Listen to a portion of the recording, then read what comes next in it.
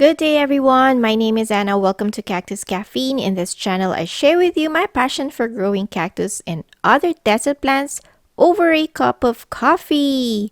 It is fall right now here in Las Vegas, fall of 2022.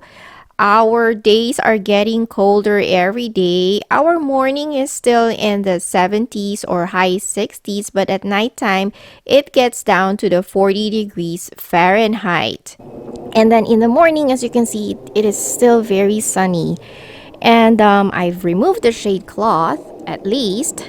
In the summertime, I used to have a shade cloth on top of this. So now I took them down because I find that in the 80s and 70s temperature, these desert cacti can take full sun here in the desert. So last week, I showed you an update on the desert garden that I made 3 years ago. This is that part. This is the very first garden that I did. And if you haven't seen that video, I will put a link up on this screen and also below this video. But for today, I'm going to give you an update on the rest of my backyard, which I turned into a desert garden. So I will be showing you 3 areas. Let's start off with this one. This is the garden I made 2 years ago. And I call this my Asian garden. And that opuntia, okay, this opuntia in the corner, I have no ID, but it does have white spines. I planted this as a cutting in there. I think I planted 2 pads. And look at how it has significantly grown in 2 years. This juniper plant is giving it some shade at certain parts of the day. So right now it is 10:30 in the morning, and as you can see, it has a little bit of a shade, but later on as the sun rises, that will be in full sun. Now this, I would have to do a little bit of pruning, because if I don't prune it back, it's going to take over this section of the garden. So I'm just gonna prune some of the pads that are growing this way. So I just want it to grow upright. And then this, okay, I have golden barrel there. That's doing okay. A Cactus glaucescens also doing very well over there. That has flowered during spring and summer. This is the one that is not doing very good. This is a rose quartz cactus, a Camasserias rose quartz. It is still alive, but it suffered a lot during summer. Even with the shade cloth, it showed some burning. And then I have some Trichocereus in here. These are doing good in here. That Mexican fence post also is doing very well. It does need a little bit more water. That is the only thing I've realized with this Mexican fence post. They're always thirsty. And then this, look at how big these pads are. Okay, these are actually Opuntia Santa Rita. No, they call it the baby Rita. So when I bought these, it was in a 3-inch pot, and they were so cute with those little pads. But my gosh, if you plant baby Santa Rita or baby Rita in the ground, they will grow big. They don't look like baby Ritas anymore. So, but I like it, and it's very tough. Even in winter time, the pads would turn purple. So I like that. They're hardy in the winter and even in the summer. And then here is a Victoria Reginae agave. This is the compact type. So I did give it a little more protection during summer. Aside from the 50% shade cloth at the extreme heat of our summer, I placed another shade cloth on top of it just to prevent it from burning. Okay, but I love this agave. This is the compact type of the Victoria Reginae. Beside that agave, this white columnar, this is an Espostoa lanata, which is now almost 2 feet tall. And then behind it, this tall cactus, this is the Austrocylindropuntia subulata, or what is more commonly known as the Eve's cactus, Eve's needle cactus. This one, I intentionally planted it in there because I know this is going to grow like a tree. So I am hoping it will provide shade, some shade to my desert garden. But then it has grown so many arms on top, and it has become so top heavy. I had to tie it. As you can see, there is a rope there, so I had to tie it against the wall because every time it is windy, it would bend over. So on top here, it has grown so many arms. 1, 2, 3, 4, 5, 6, 7. So there's 7 arms, and this is the main trunk.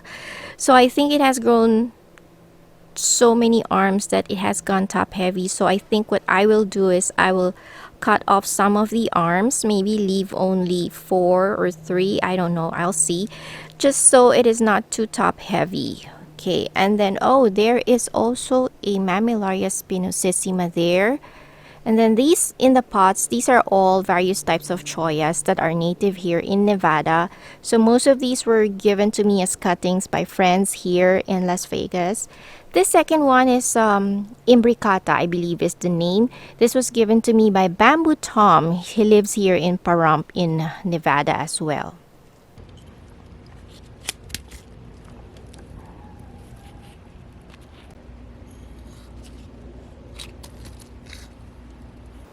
Okay, so I finished doing some pruning in this section. So this Opuntia, I cut off several pads.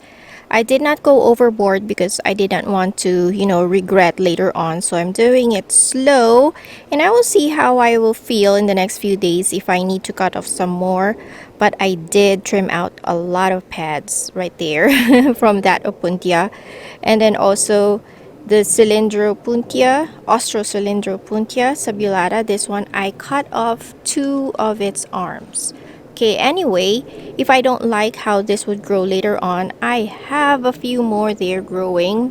When I planted it here, I planted, I think, 3 cuttings. And now the others are starting to grow as well.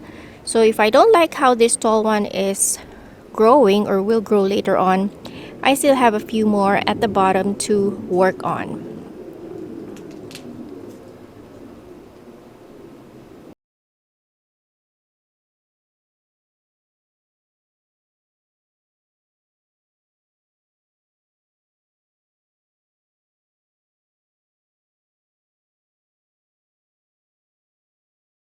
Here is another section in my backyard where I have desert plants.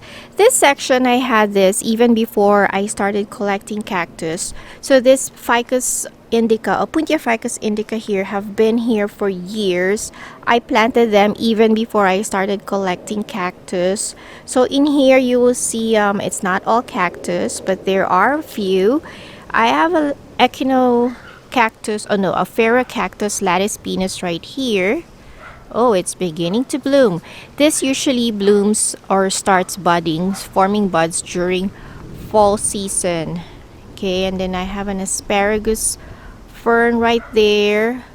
This is how it looks from the other side. This is my husband's smoker grill. That is his hobby. So we share our hobbies in our backyard. And then here is an agave. And then I have a Talavera pot there with a trio of Echinocereus rigidissimus. This is not permanent there, but there's a big space there, and so I figured it needs something, but that will change. So temporarily I have that pot in there. And then this columnar cactus, this is a Trichocereus spacianus, or the golden torch. This actually bloomed. It bloomed this summer, but I missed the flowers. It had 2 flowers. Oh, there is one of the flower buds right here. So it bloomed. It had 2 flowers, but unfortunately I missed it.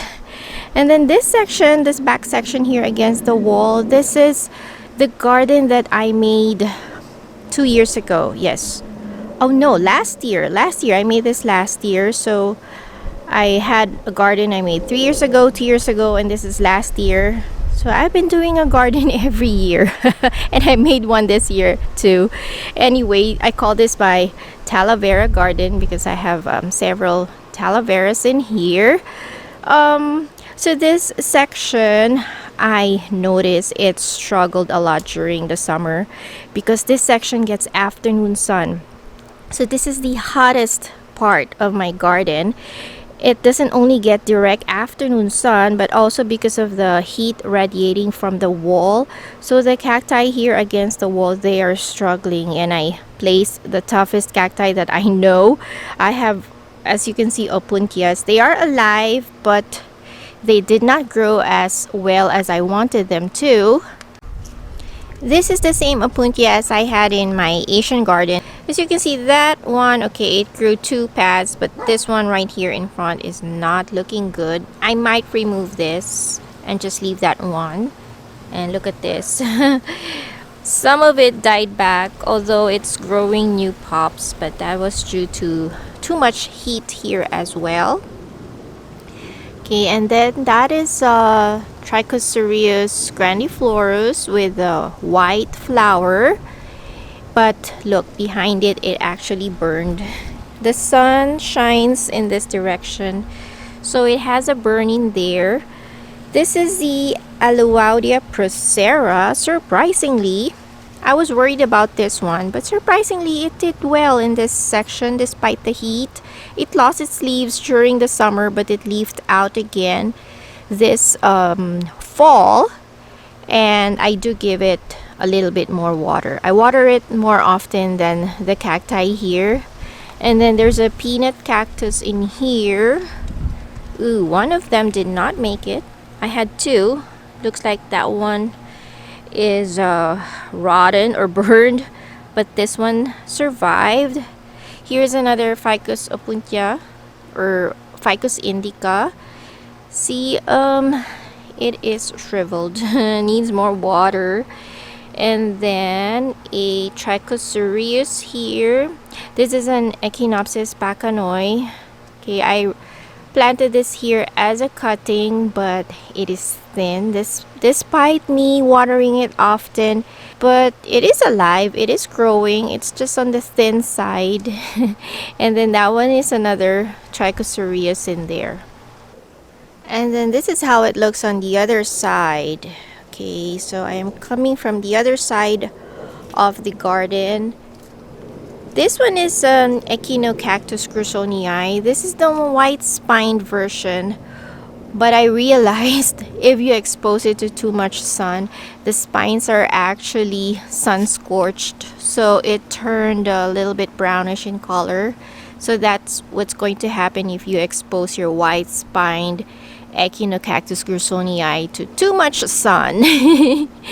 And what else? Oh, this is the agave here that I told you in my previous update. I wanted to take this out and plant it in a pot because this is actually a variegated Ferdinand agave that I bought before, but since it's receiving too much sun in this section, it lost its variegation. It's still there, but you can hardly tell that it is variegated compared to when I bought it. So I don't know if I'm going to do it this year or maybe wait next spring, but I do want to move that to a pot.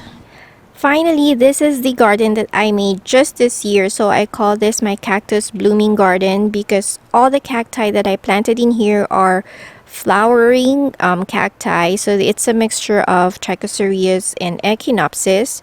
So this in the middle, that is the Trichocereus flying saucer that has large flowers. I have another Echinopsis there. That one produces some yellow orange flowers, a little more Trichocereus in here. I love this one, although I don't know what the name of this is, but look at the white areoles and those huge spines, very vicious spines. I like how that is growing, and it's growing big and fat. I just don't know what it is exactly until it flowers, but I am guessing it is a Trichocereus. Okay, and then a few more in here. Not all of them did well. This section is very hot as well. This is an Echinopsis rainbow burst. At least that one survived. That has pink flower. And then I stuck a few rooted Echinopsis pops like this one. It did not make it. It might have been too small. But and then this one made it. Okay, this one grew. And then there's a couple there that's also struggling. Part of it is sun scorched, but it's still alive. So I think that is it for my update on all my desert gardens this fall. So the temperature is dropping really fast. Soon it will be winter. And I just hope that all these cacti will do well this winter. Even though I live in a desert, guys, having a desert garden or an outdoor cactus garden is not easy. I have my own challenges. Rain is not my problem here, but the challenge is the extreme temperatures. In the summer, it gets very, very hot and sunny that I have to protect them. And then in the winter time, our temperatures would go down below freezing levels around like 26, 27 degrees Fahrenheit. Sometimes we would get snow, although it doesn't last very long, but we do get certain days where we get snow, especially at nighttime. So I had to be very careful in the selection of my cacti here. They have to be able to withstand extreme heat and the very cold temperatures. Okay, so if you like this video, guys, don't forget to give me a thumbs up. Follow me on Facebook. It's Cactus Caffeine. I also post pictures of or updates there. And also in Instagram, it's Cactus Caffeine USA. And for Facebook, it's Cactus Caffeine. Alright, so until next time, guys. Bye, everyone. And cheers.